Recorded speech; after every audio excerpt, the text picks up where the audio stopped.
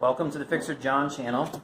We have a wood chair with a crack. I think you can see that. It is all the way through. Just sitting in it one day and it cracked.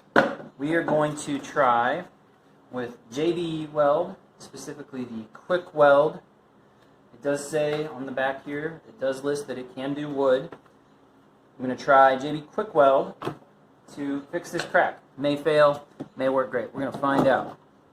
So we're taking our two components, the hardener and the steel. Going to mix it on here, this. So take a little bit of this.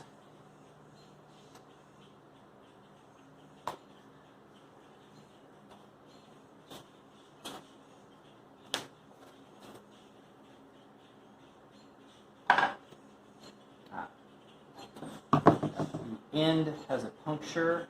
A little point here is actually useful, so we're going to screw that on the opposite way to punch the hole through. So now we're open on that end.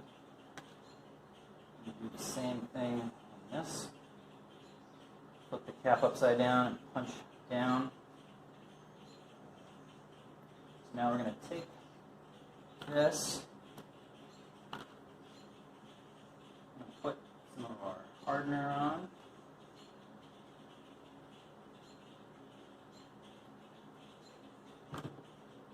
Take some of what they call steel part, in about equal amounts.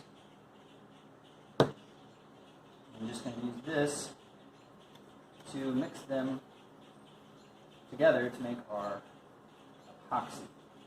This is not a glue, this is an epoxy. A lot of you may already have heard of these. This is my first time to use an epoxy. I'm just going to mix that together. Make sure we've got the two components together. So now we have this. Not sure if I got it quite the right amount, but we'll just give it a try. So now we're going to use this. We're going to apply this. We just have a few minutes to work with this. This doesn't pry apart all the way that it could. Probably do this from the bottom. Put this in here.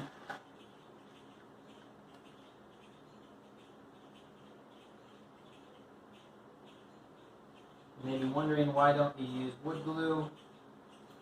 Well, I don't have clamps that'll get around this large. The width of this chair. Not ready to do any woodworking, and since this sets in 6 minutes, I'm going to try and see if this will do the job. So, I vastly underestimated how much epoxy I would need, so I'm going to double and triple up our amounts here. Add some more.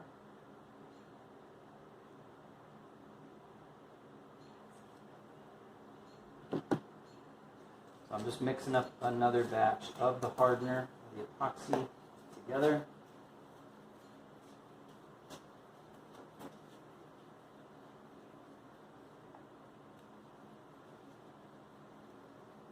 Make sure I've got it mixed. I'm mixing it up probably off camera. Let's see.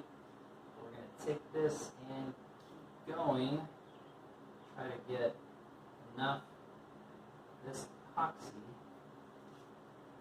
in this seam, so maybe the chair will work again. Or not.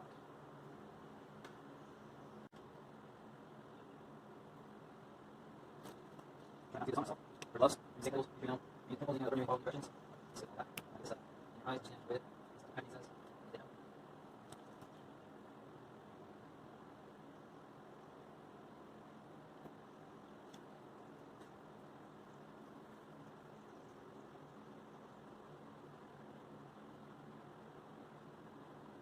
Alright, so now almost have this done. Feel on the paper it is getting a little hard, so we don't want this to set while we're doing this. So I'm going to go ahead and try to line this up and see what happens.